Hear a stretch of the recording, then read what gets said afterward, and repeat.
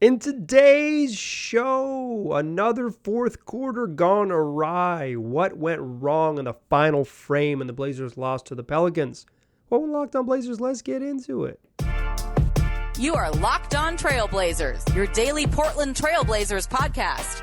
Part of the Locked On Podcast Network, your team every day.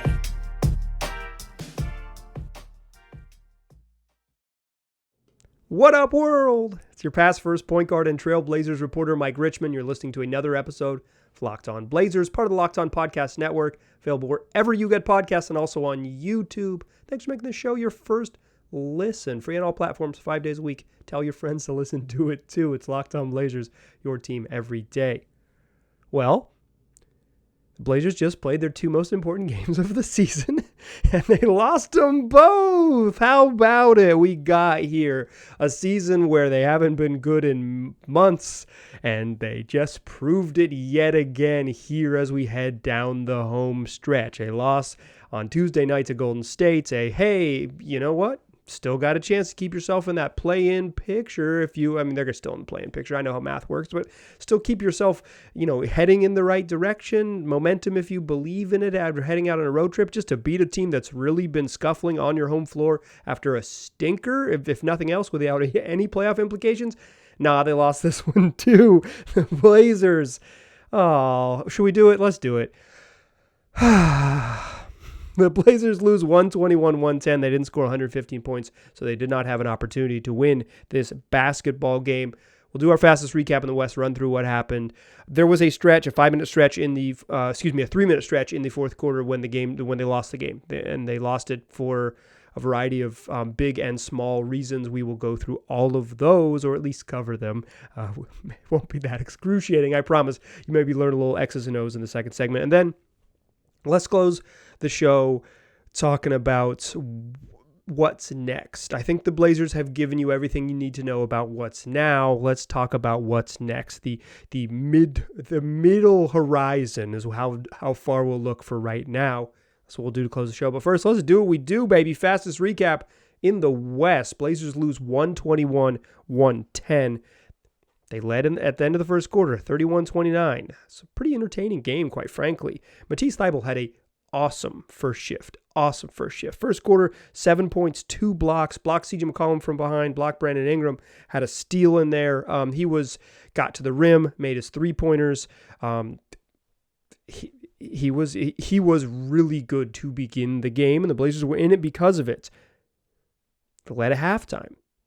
It was an entertaining game. 56-53, Blazers go into the locker room. Damian Lillard's got 18. Brandon Ingram's got 20. The two best players on the court going at it.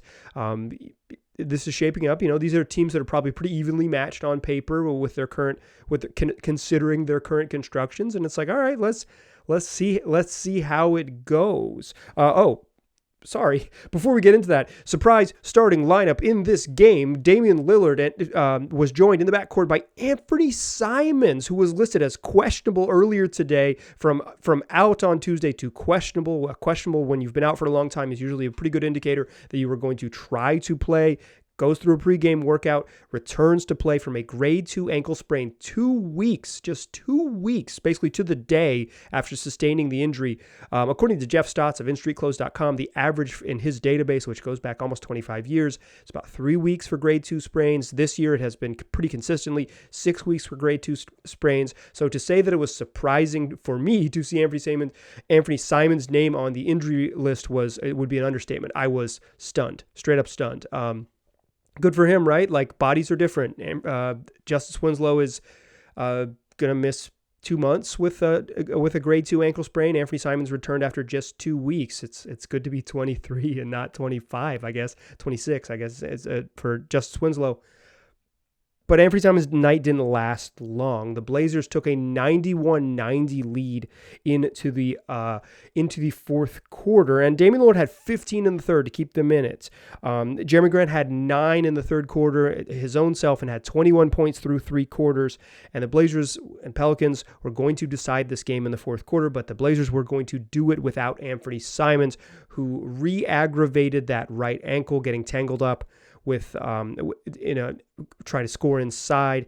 rolled his ankle with under 2 minutes to go in the third quarter, stayed down, asked out of the game, briefly sat down on the bench and then walked back to the locker room with Blazers trainer Jeff Clark. Wasn't one of those situations where he's not putting weight on it. Like, he even jogs back to the locker room, but it's like, if you sit on the bench and say, okay, let's actually go talk about it in the back, it's never a good sign. He was ruled out and did not return. He tells Jason Quick of The Athletic, as I'm recording this, I'm going to look over my second screen. He tells Jason Quick of The Athletic that he feels like it'd be pretty unlikely that he will play Friday against the Atlanta Hawks. So, bummer. Ant came back and then left again. I am not a doctor. I'm not going to speculate about what returning means and blah, blah, blah, ankle strength. Like, to me, it was surprising that he played, and it stinks that he's gone. That's where I'll leave it. Again, Blazers up 1, heading into the fourth quarter. This game is going to be decided at crunch time, and the Blazers wilted.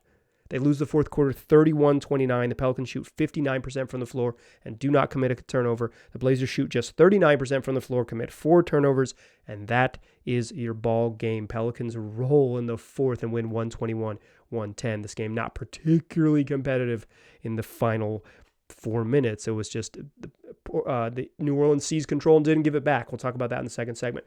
From the box score, Damian Lillard, 41 points, just 2 of 9 from 3, and for the 5th time in his NBA career, did not have an assist in this game. To me, a telling moment. Jeremy Grant had 28. The Blazers needed Grant to be really good in the final 5 minutes, and he was, he got a bucket really late in the game, but they basically need him to make a couple shots in a stretch that changed the game. He didn't. I don't think Jeremy Grant played poorly. I just think this was a night where they needed him to be special in a couple moments that he wasn't. And it happens. Like, dude had 28, 4 and 3. He did not play poorly. He just didn't take advantage of every opportunity. 13 off the bench for Cam Reddish, who went back to the bench with Simons in the starting lineup. Matisse Thybulle finished with 12 points, 8 boards, 4 assists, and blocked 4 shots. Trendon Watford, I thought it was good at what he does in this game and bad at what he's bad at in this game. Finished with 8 points, 5 boards, 6 assists, 2 steals. Also turned the ball over 3 times. On the other side, Blazers had no answer for Brandon Ingram, not a single one. He finished with 40 points, 6 boards, 5 dimes, 18 of 29 from the floor, made just 1 3-pointer, didn't matter. He killed the Blazers in the mid-range. CJ McCollum in his first game ever against Damian Lillard finished with 24 points, 7 boards, and 7 dimes on 9 of 19 shooting. BI and CJ brought them home. Blazers tried a lot of things on Brandon Ingram. Tried to play zone against him. I thought once they figured out the zone, like early in the second half, it was over. It was like, okay, they're going to pick this apart. And Pelicans had really struggled from the outside and didn't shoot great, but shot better late than they did early. And timing matters. But Ingram, he's a great bad shot maker. He's big. The Blazers don't have size to deal with him.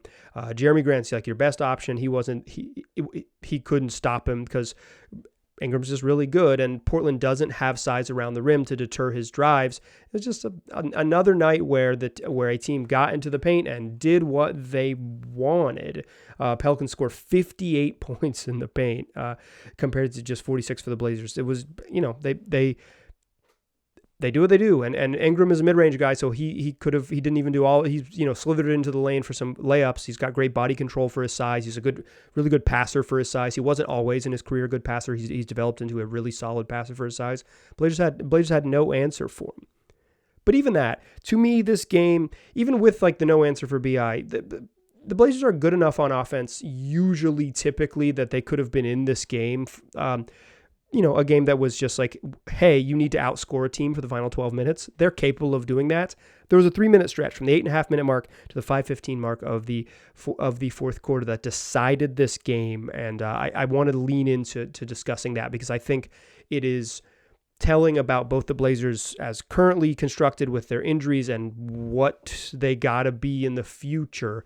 We will discuss that in the second segment. But before we do that, let me tell you that today's episode is brought to you by none other than FanDuel. It's a wonderful time, truly wonderful time to download the FanDuel Sportsbook app. You know why? Because it is the #1 sportsbook in America. And because customers get a no-sweat first bet up to $1,000. That's bonus bets back if your first bet doesn't win. So download the FanDuel Sportsbook app. It's safe, secure, super easy to use. Then you can bet on everything from the money line to point scores to three-pointers drained. Plus, FanDuel even lets you combine your bets for a bigger chance at a larger payout with a same-game parlay. So don't miss that chance. Go get your no-sweat first bet up to $1,000. Go to FanDuel.com/lockedon. That's FanDuel.com/lockedon to learn more. Make every moment more with FanDuel, an official sportsbook betting partner of the NBA. All right. Let's talk about the stretch that decided this game. 8:35 left. Pelicans are up 98-97. It's a 1-point game, final 8 minutes. I enjoyed this basketball game. I thought Damian Lillard was just he was just so stinking good. He had 33 through 3 quarters. Brandon Ingram was great. Damian Lillard was great. He was two really, really, really good players playing high-level basketball. It's a 1-point game with 8 minutes. Over the next 3 minutes, the Blazers just wilted on offense, and it led to some easy points the other way. They weren't really stopping the Pelicans in the second half, so it didn't matter. Like, they were going to win this game on offense. A lot of times, I think, like, basically for the rest of the season, I'm not really going to talk about the Blazers defense too much. They're bad at it. So, like, we're like to sort of really, what went wrong is going to be like, this team's going to win by scoring. Why were they unable to score? Well, the Pelicans, they also know about Damian Lillard. He shows up on the scouting report. They seen him score 71. They too have access to League Pass and regional sports networks while they're still alive. So they were like, okay, we're going to sell out. We watched, the Warriors guard Dame in pretty aggressive ways yesterday, some box and one stuff and some just like really aggressive zone stuff, but we're going to send 2 to the ball. And one of the ways the Pelicans decided to do that was to get Billy Hernangomez the heck up out of there. Dame was hunting Billy. That's Bo Cruz's older brother, hunting him in the pick and roll, and the Pelicans just said, cool, let's have Najee Marshall come in. He'll be the guy who, we're going to go smaller.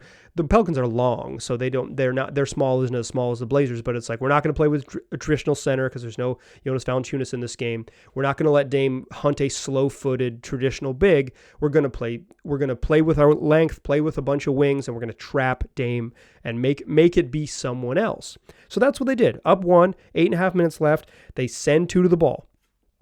The Blazers were doing the thing you're supposed to do when a team is hard doubling your best player. Accept the double team. Accept the double team. That is good. That is good basketball, right? You say, okay, you're coming for me.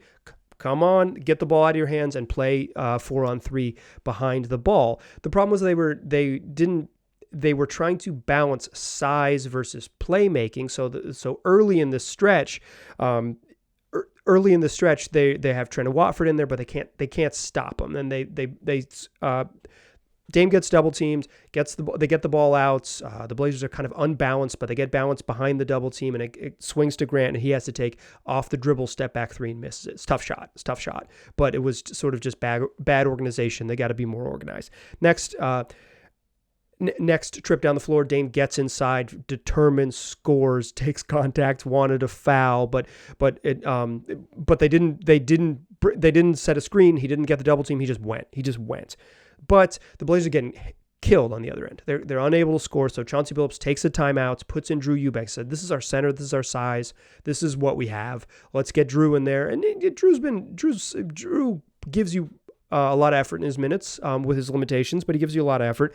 But you put another non-shooter in there. Drew's not a good playmaker either. He has very limited shooting range. Like, he's really good at inside 4 feet, but there's a lot of other floor out there, and he's not a very good playmaker. So he's not a great pick and roll partner with Dame when they're doubling, because they're not going to come to him in like the in that 20-foot range to be worried about him. And also he doesn't have the handle or the playmaking skills to really take advantage. So now with Drew in the game, the Blazers say, okay, Matisse Thybulle, you go set the screen because we want Jeremy Grant opposite the ball in order to in order to take advantage of the double team. They go have Matisse set a screen. It's really a bumpy possession.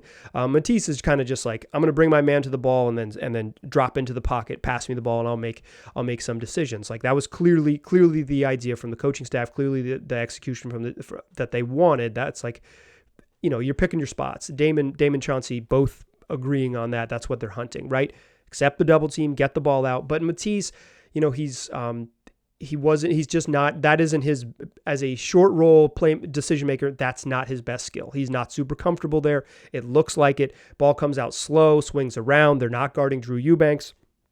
Again, finds its way to Jeremy Grant, and he misses a better look at a three, but he misses it. Like, he could have made it. But he doesn't score. They go the other way. Now Damian Lillard has seen on three consecutive possessions. He's seen a double team. Twice he got rid of it. Once he just kind of rejected the screen and went away before the double team truly got there from him. And so the next two trips down the floor, he doesn't call for a screen. He calls his own number, and he goes first time too quick. Just dives into the paint trying to beat the defense early. Misses. Wants a foul call. Doesn't get it. Second time again. No screen, no double team. We aren't getting the shots we want. I'm just going to take it myself. Dame kind of just says, it's going to be me. Again, he misses. When you miss a layup on one end, that is the shot that leads to fast breaks because you're unbalanced. Dude misses a layup. He's typically behind the basket, unbalanced in transition defense. Rebound comes out, hit ahead to Najee Marshall. He makes an uncontested fast break layup, and the Pelicans lead 110-99. That was from the 8:35 mark to the 5:13 mark. 3 minutes and 22 seconds that decided the game because of the way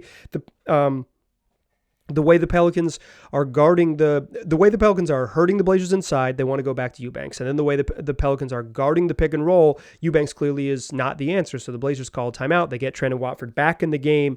But by now they're down 11 with 5 minutes left, and they're playing in desperation mode, and their offense is totally out of sorts. And the Pelicans are still doubling Dame, still making it tough. In fact, right out of the timeout, they have Trendon in there, another passer and another like table setter is probably the sort of parlance in NBA terms these days, but like another guy who can kind of set stuff up. So they run Dame off the ball. It's still kind of a wonky possession, but Trendon Watford makes a nice pass, because he's a good passer, gets the ball in there. Dame hits a layup and gets fouled. Like, clearly, they didn't want to run a pick and roll. They didn't want Dame just to head down, get into the paint. They wanted to get that off-ball stuff, but the Blazers are pretty slow in getting Dame off-ball actions against teams that aren't the Rockets, where he can just run free without physicality. Teams that are physical against Dame off the ball, it is hard because he's not Steph Curry.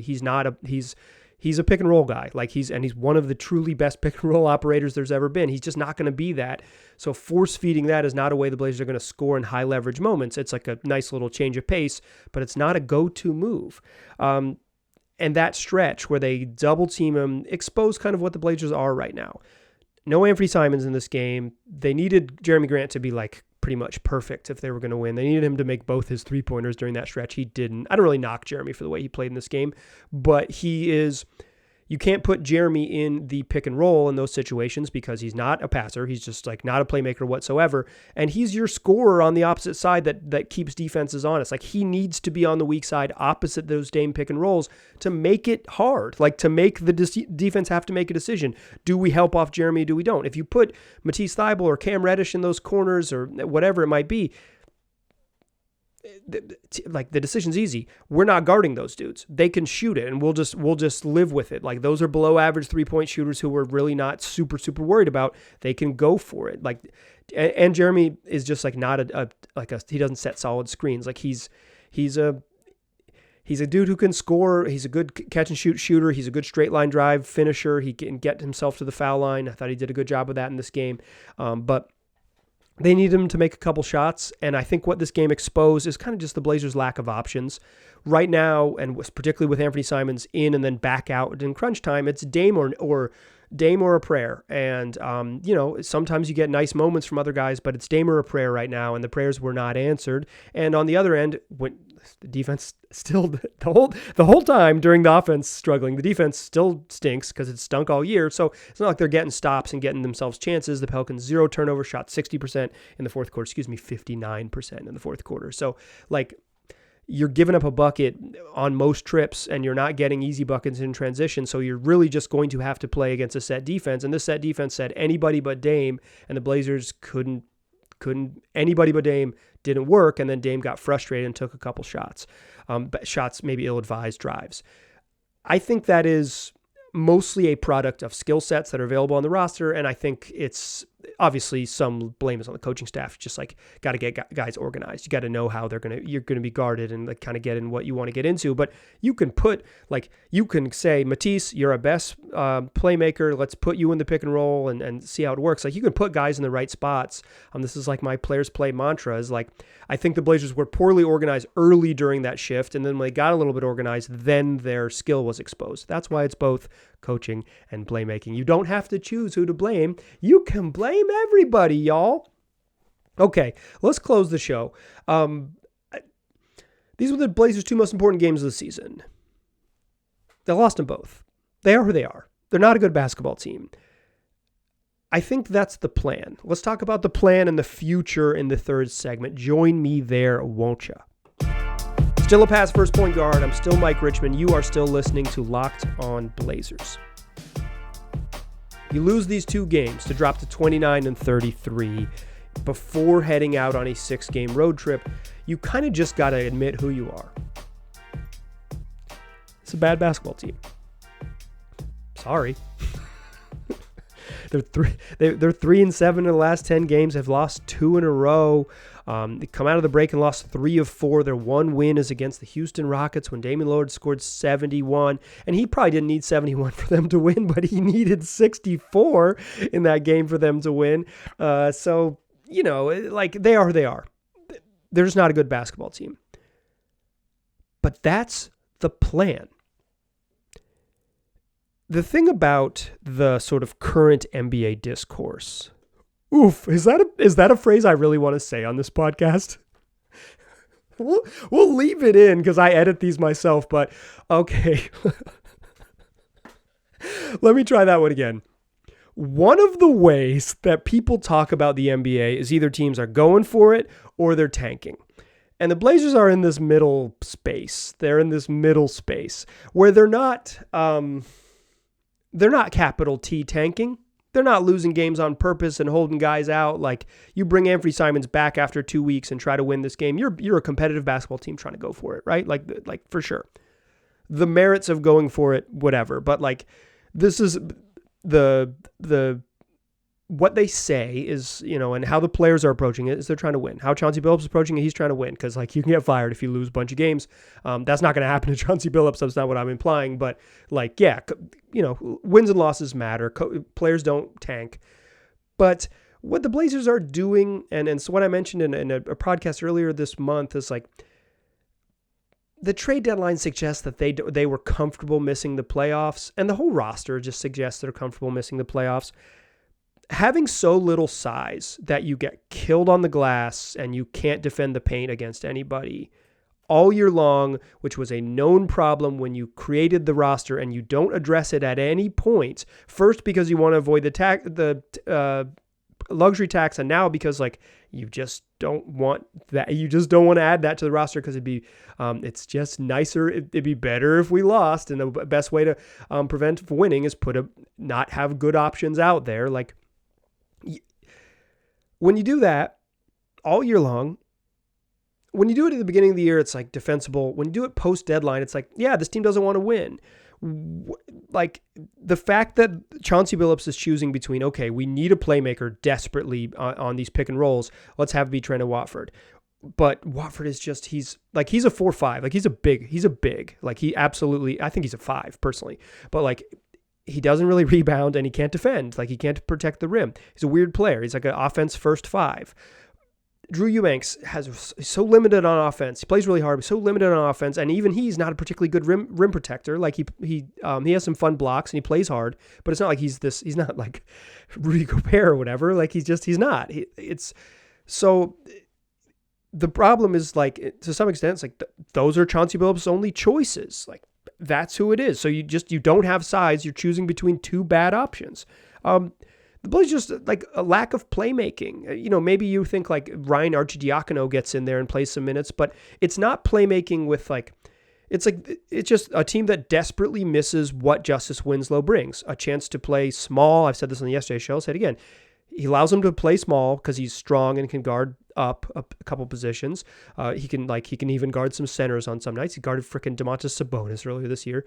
And he's a playmaker. He can pass and he can dribble a little bit. They desperately miss that skill set. Not addressing those skill sets, like not addressing your weaknesses. Some rebounding, just some size in general that could add some rebounding and some rim protection and some playmaking. Not addressing those needs when you're at the trade deadline. You can't address all of them, but not addressing them at all. Not like taking a flyer on Cam Reddish. It's a team that is prioritizing something down the line as opposed to the immediate future, right? Like this is what the front office planned. This is not what Damian Lillard wanted. I'm sure it's not what Chauncey Billups necessarily wanted, but like the Blazers aren't tanking. They're just not interested in winning or making the playoffs. And the way you do that is you put out a flawed roster.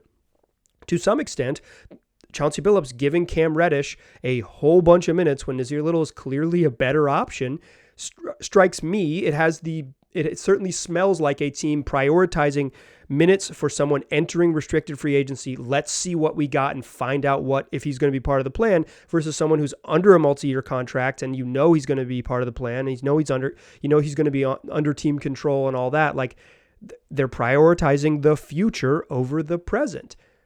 Players don't tank. This isn't capital T tanking. This is just like good old-fashioned intentional organizational mediocrity. And guess what? It probably is the right plan. Like I've said on the podcast a bunch, that missing the playoffs probably is the right plan. This is probably a good call from Joe Cronin. This is probably the responsible way to treat this particular season. Sure. But it doesn't feel good as a fan. Like tanking doesn't, like there is like a sort of some righteous losers out there who are like, getting draft picks is wonderful. This is the way to go. But like watching Damian Lillard be as good as he is at 32 years old and saying like, well, I'm going to start watching college basketball here over the next couple weeks to get prepared for the draft does not feel good to me, the person who hosts this podcast. But I'm not going to end on bummers because I hate to end the show on bummers. It's just not something I'm going to do. I'm a true cynic, but I'm a pro-Joy cynic. So the way I'm watching the Blazers from here on out, they're bad. They're in 12th place. They're a game out of 13th behind the Thunder. They're a team probably that the front office probably does not want to make the play-in, period. Does not want to make the play-in, period. And they're a team that's flawed enough that it'll just naturally happen. Mission frickin' accomplished. So instead of watching these next games and obsessing over wins and losses, particularly losses, like I'm not going to be like, they have to lose, because I find that a little bit exhausting. I'm going to watch for the future. Matisse Thybulle in this game proved to me that he definitely can be at least some part of the future. I think he'd be better if he was a bench piece, but his defense is real deal Holyfield. Like he's as real as Penitentiary Steel on defense. Like he can really, really defend. He's disruptive. And he continues to shoot the ball incredibly well this year. Made 2 more threes out of 4 shot attempts. Now 14 of 26 for 3 in a Blazers uniform. This was the knock on him, is that he was like a slightly below average 3-point shooter, but he was so unwilling to shoot it. The Blazers have given him the green light. The green light has empowered him to make shots. There's some sort of small sample size magic here, obviously, but to me, Matisse Thybulle, part of the future. To me, Trent Watford is just a good basketball player. He is really flawed, and his flaws show up sometimes, but I think, to me, what I watch with Trent Watford is say, who would he play well with? Who would he play well with? A shooting big man. You had a big who's who could rebound a little bit and block some shots, take 19 to 22 footers. No one takes 19 footers in the league anymore. Take 3-pointers, because that's what anyone who can shoot takes in the league now. Like and and guard 5. So Trendon doesn't have to be the rim protector on that end. It doesn't have to be like the primary help defender on that end. Trendon Watford's skills as a passer, as a transition player, as a attack the big mismatch, bad, tough right-handed layup maker, those can work. Like Trendon Watford can be a bench part, but you got to complement what he does because he's a weird player. I'm going to be watching the heck out of Shaedon Sharpe. He's just so darn fun. I can't take my eyes off him when he plays. He had a block tonight where he jumped and his hands were like his palm was above the square. When he leaps, it's worth watching because something fun is going to happen. He also had an alley-oop where Trendon Watford found him. Those two have a great connection in that short roll, him in the corner. Watford catches it in that roll pocket, and Shaedon Sharpe says, "I'm coming to the rim, dog. Throw it up there for me." And here's what I'm going to try to do. Those are Matisse, Trendon Watford, Shaedon Sharpe. I'm going to hold on to my joy. I'm going to watch the heck out of Damian Lillard and appreciate him because he's so special. But here's my task. I'm assigning myself some homework here at the end of the podcast.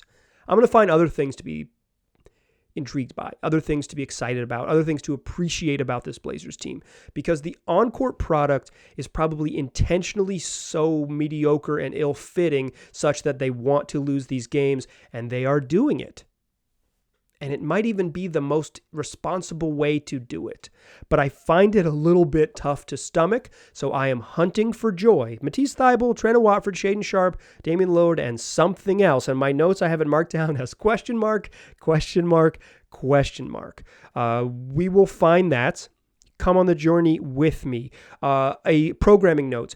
You are listening to Thursday, March 2nd show. Friday show, which is going to come out on March 3rd, might be a little bit late. Usually audio feed goes up at 11 p.m. the night before. You might not have known that, but that's about when I usually publish it, about 11 p.m. the night before. And the YouTube feed goes 8 a.m. day of the show. Both of those are going to be delayed because of an interview I'm trying to snag. It might not be. if it's in your feed earlier, it's because it's just going to be me on the solo show, but we will see. So if Friday's show doesn't show up right in your feed right away, don't worry, because it's coming. I'm working on it. That's what we do. 5 days a week, available wherever you get podcasts. Tell your friends about the show. Come back and join us for more. I appreciate you listening. I'll talk to you soon.